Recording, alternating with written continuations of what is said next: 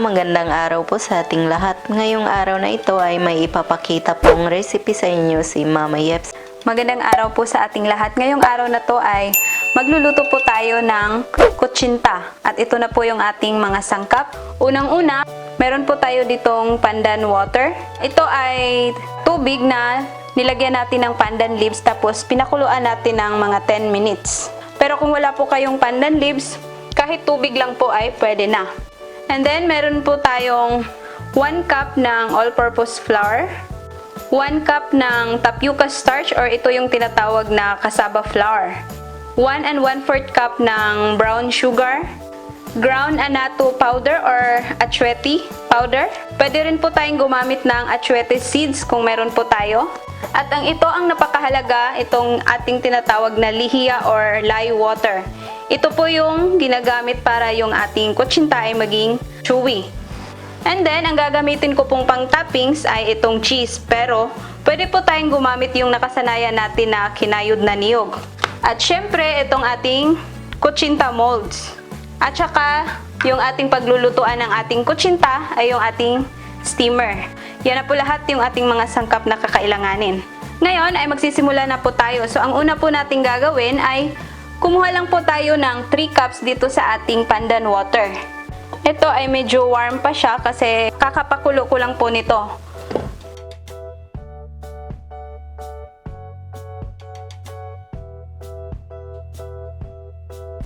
Itong pandan leaves ay nakakatulong pangdagdag flavor po dito sa ating kutsinta para mas lalong sasarap po. Pero kung wala naman po kayong pandan leaves, ay okay lang po.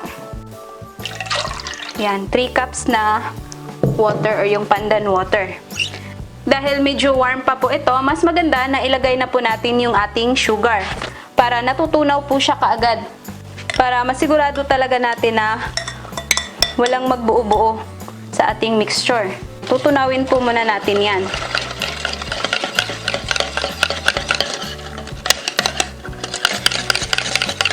Itong gamit ko ay dark brown sugar, pero pwede rin po yung light na pagka-brown lang na sugar. Sisiguraduhin po natin na talagang natutunaw po yung ating asukal. Tunaw na po yung ating sugar. So ngayon, pwede na nating isunod yung ating all-purpose flour. Yan, dahan-dahan din po natin siyang ihahalo para hindi magbuo-buo.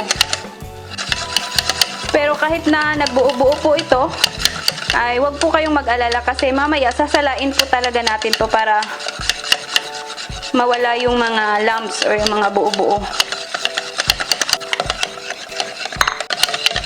Yan, pagkatunaw na, isunod po natin itong ating cassava flour or yung tapioca starch. Napaka-importante din po na meron tayo nito kasi ito ay nakakatulong para yung ating kutsinta ay magiging makinis. Dahan-dahan din po nating ibubuhos sabay paghahalo para talagang matutunaw siya. Nilagay ko na po lahat.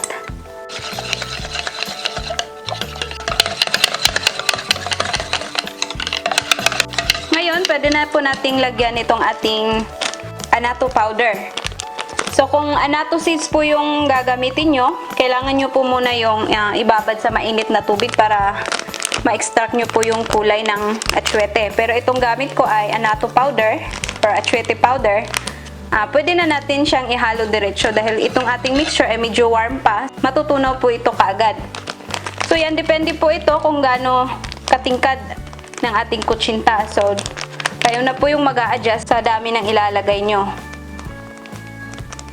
Ito, siguro medyo konti lang kasi yung gamit ko ay dark brown sugar. So, hindi na to kailangan ng maraming achuete. Tatansyahin nyo lang po kasi pag susubra tayo sa achuete, medyo papait po yung ating mixture. Yan, haluin lang po natin para talagang walang magbuo-buo. And then ngayon, pwede na nating lagyan nitong ating lihiya or lye water. Sa 1 cup na all-purpose flour at 1 cup na cassava flour, ilalagay po natin na lihiya ay mga 3 teaspoon. Kung gaano kadami po yung ating lihiya, ganun din po kakunat yung ating kutsinta. Pero, dapat yung sapat na dami lang kasi itong lihiya pag nasubrahan ay medyo papait din. Yung mga 3 teaspoon ay tamang-tama lang po talaga yon na yung ating kutsinta ay maging makunat at hindi matigas. Halo-haloin lang natin. Dapat yung consistency ng ating mixture ay ganyan siya. Yung parang watery, hindi siya malapot. Kasi pagka sobrang lapot, panigurado, matigas po yung ating kutsinta niyan. So, dapat ganyan. Ngayon, ang gagawin po natin, pag napaghalo-halo na natin lahat yung ating mga sangkap, ay sasalain po natin para talagang walang magbuo-buo po sa ating mixture. Kasi minsan, yung lalong-lalo na sa asukal, meron po talagang mga buo-buo yan. So, kailangan talaga nating masala. Para talagang pinong-pino po yung texture ng ating kutsinta. Yan, tulad niya, nakikita nyo na meron po talagang mga buo-buo. So, hindi po natin dapat yan masali sa ating mixture. Yan po yung sikreto para yung ating kutsinta ay maging makinis, chewy, at saka talagang pinong-pino po yung texture. So, sasalain po natin ng mga 2 or 3 beses, depende po sa mixture natin. And then mamaya i-share ko din po sa inyo kung paano po yung ating kutsinta. Kasi kadalasan ang problema sa kutsinta ay yung magtutubig siya, yung ibabaw, and then magbutas-butas sa gitna. So mamaya ipapakita ko din po sa inyo kung paano maiiwasan natin yon. Yan, 3 beses ko po siyang sinala para talagang walang mga buo-buo. Sa tingin ko ay okay na po yan. And then, mas maganda po na medyo ibababad po natin siya ng mga ilang oras kung hindi po kayo nagmamadali. So, pwedeng nasa mga 2 to 3 hours. Pero kung nagmamadali kayo, pwede rin po ng mga 1 hour lang para talagang mas kukunat po yung ating kutsinta. So, ito, babalikan po natin after mga 1 hour siguro. Ngayon po ay pwede na nating simulang lutuin itong ating kutsinta. Ngayon, meron na po akong pinakulong tubig dun sa ating steamer. So, ngayon, pwede ko nang ilagay itong ating mga kutsinta mold. Itong mold na gamit ko ay silicone po siya. So, hindi na po natin kailangan ng pahiran pa ng oil para hindi dumikit. Ito ay non-sticky po ito. Kaya, diretso na po natin yung ilagay. So, yan lang po yung magkasya sa ating steamer. Ngayon, bago po natin ilagay itong ating mixture, kinakailangan na haluin po muna natin. Kasi pagka hindi natin hinalo, 'di ba, na rest po natin ng mga 1 hour o ilang oras. So ang tendency po noon na yung ating mga flour ay lulutang po sa ilalim. Tapos yung sa ibabaw or yung pumapaibabaw ay tubig. So kinakailangan talaga nating haluin kasi yun po yung dahilan kung bakit yung ating kutsinta ay magiging meron po siyang butas-butas sa gitna. Or magtutubig po yung ibabaw dahil yung harina ay pumupunta sa ilalim at hindi natin nahalo ng mabuti. Kinakailangan, tandaan nyo po na haluin nyo po muna bago nyo po isalang or ilagay dito sa ating mga molder. Tapos ililipat ko siya dito sa ating maliit na lagayan para mas mabilis po nating maisasalin doon sa ating mga molder. So, lalagyan ko po isa-isa. Mga ganyan karami. And then, dapat po, bago natin to isalang, ay kinakailangan na yung ating tubig sa ating steamer ay talagang kulong-kulo para maluluto siya kaagad. Hindi na naman po siya may stock ng mas matagal at mayroon na naman pong tendency na lulubog din po yung ating mga harina at pumapaibabaw yung tubig.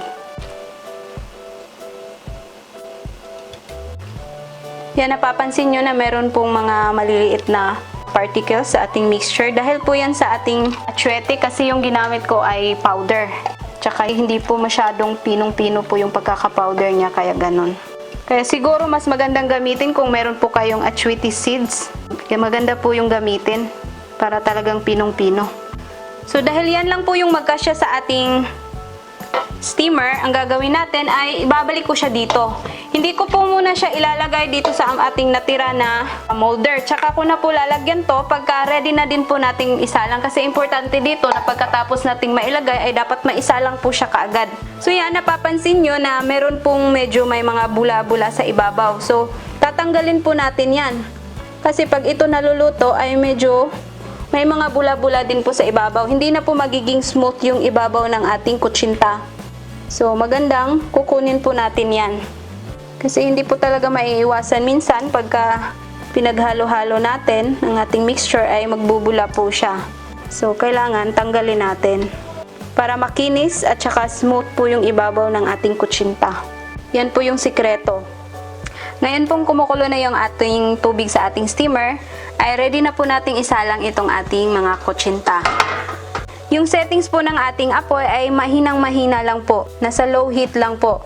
Tapos, kinakailangan na yung pantakip natin ng ating steamer ay lalagyan po natin ng tela para yung moist or yung parang tubig ay hindi mahuhulog dito dahil yun po yung dahilan na maging may butas-butas po yung ating kutsinta. So, yan, tatakpan na po natin. Basta tandaan nyo, mahinang apoy lang po. And then, lulutuin po natin to ng mga 25 to 30 minutes. After 25 minutes, ay balikan na po natin ito yung ating sinalang kanina na kutsinta. So yan, nakikita nyo na napakakintab po ng ating kutsinta at wala pong nagbutas-butas sa gitna. So yun po talaga yung sekreto na yung mahinang apoy lang, tsaka dapat yung ating takip ng steamer ay mayroong tela para hindi mahuhulog dyan sa ating kutsinta yung tubig or moist. So ngayon, luto na po ito at hahanguin na po natin. Ayan po, palalamigin po muna natin to bago natin tanggalin sa ating molder. Ayan, ito na po yung ating kutsinta. Tinanggal ko na po sa mold at inilagay ko na po dito sa ating plato. So ngayon, kung gusto nyo gumamit ng kinayod na niyog, pwede nyo pong budburan sa itaas. Pero ang gagamitin ko ngayon, itong cheese. Mag-shred lang po tayo ng cheese para pan-toppings natin dito sa ating kutsinta. Depende na po sa inyo kung gaano karaming cheese po yung gusto nyong ilagay. Sobrang sarap po niya, napaka-chewy. Yung mga sukat natin ay tamang-tama lang po talaga na ma-achieve nyo yung ganitong kutsinta na makinis at walang butas sa gitna.